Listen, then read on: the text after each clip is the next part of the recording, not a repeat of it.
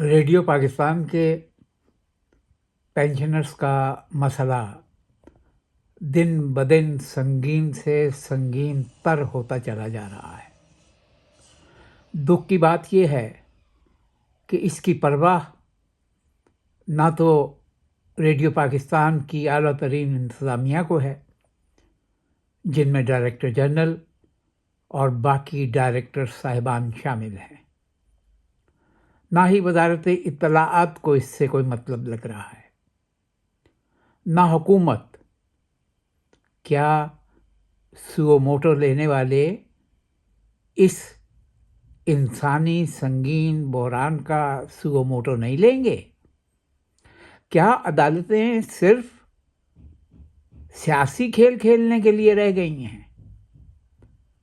ہمارے وہ دوست جو یہ کہتے ہیں کہ ریڈیو کی انتظامیہ کو کچھ نہ کہا جائے، ریڈیو کے سربراہ ڈائریکٹر جنرل طاہر حسن کو کچھ نہ کہا جائے، ان سے درخواست ہے کہ اپنے فیصلے پہ نظر ثانی کریں۔ کچھ لوگ اتنے بے حس ہو جاتے ہیں کہ وہ کرسی کو اقتدار سمجھنے لگتے ہیں۔ تاریخ کے صفحات پلٹ کے دیکھیے، آپ کو بڑے بڑے قبرستانوں میں ایسے فرعون مزاج لوگوں کی کھوپڑیاں راہ چلتے ہوئے لوگوں کے قدموں میں پڑی ہوئی نظر آئیں گی۔ فروری کا پورا مہینہ گزر چکا۔ یہ مسئلہ اس دن سے شروع ہوا ہے جب سے نئے ڈائریکٹر جنرل نے ریڈیو پاکستان کی سربراہی لی اور اس قومی ورثے کے ادارے کو تار تار کر کے رکھ دیا۔ ابھی تھوڑے دن کی بات ہے، ریڈیو کا عالمی دن منایا گیا۔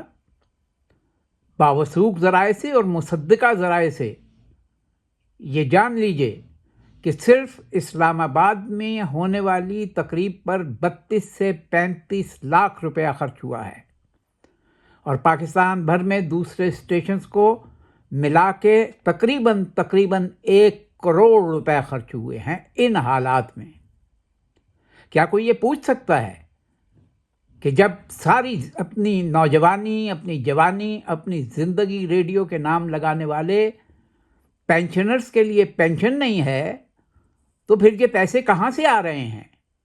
کن مدوں سے یہ پیسے نکال کے لگائے جا رہے ہیں؟ اس ملک میں عدالت سو رہی ہے، اس ملک میں انصاف مردہ ہو چکا ہے، اس ملک میں وزارتیں بے حس ہیں، اس ملک میں حکومتیں صرف اپنے مفادات حاصل کرنے کے لیے ہیں۔ خدا کے لیے اس طرف توجہ دیجیے۔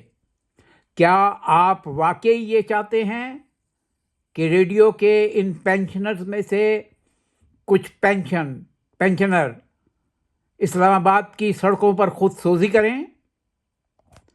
کیا آپ واقعی یہ چاہتے ہیں کہ اسلام آباد کی سڑکوں پر جلوس نکالے جائیں اور پاکستان جو پہلے ہی ایک معاشی اور معیشی عذاب میں مبتلا ہے، اس میں مزید عذاب پیدا کیا جائے؟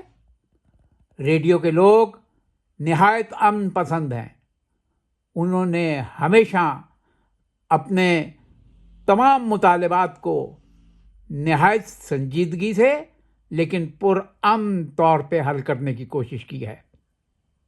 میرا خیال ہے وزارت اطلاعات، وزارت خزانہ، حکومت، عدلیہ، بیوروکریسی شاید اگر یہ سمجھتے ہیں کہ تنگ آمد بجنگ آمد کے مصداق یہ لوگ اسی طرح تکلیف سہتے رہیں گے اور کچھ نہیں کریں گے، تو اس غلط فہمی کو دل سے نکال دیجیے۔ یہ 4,500 پینشنر ہیں۔ انہوں نے اپنی زندگی کا بہترین وقت، اپنے بچوں کا وقت، اپنے خاندانوں کا وقت اس ادارے کو دیا ہے۔ یہ اس طرح سے خاموشی سے اپنی زندگی کی جنگ نہیں ہاریں گے۔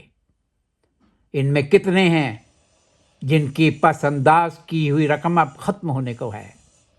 ان میں کتنے ہیں جن کے گھروں کے چولہے ٹھنڈے پڑ جائیں گے؟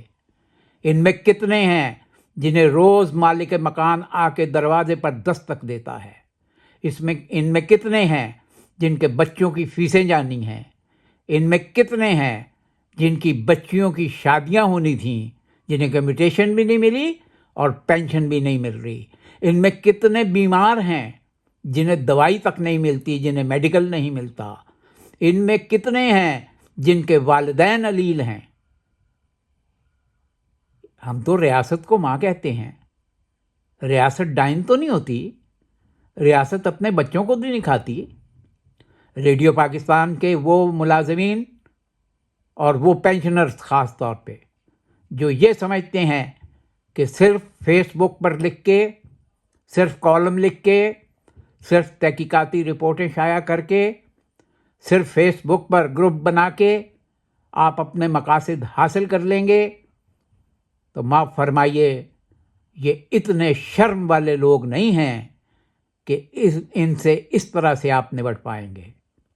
اپنے آپ کو تیار کیجئے، اپنے آپ کو تیار کیجئے کہ اسلام آباد میں اور پنڈی میں رہنے والے لوگ خاص طور پر اب وہ وقت آ گیا ہے کہ باہر نکلیں اور اپنے ساتھیوں کی پینشنز کے لیے تگ و دو کریں۔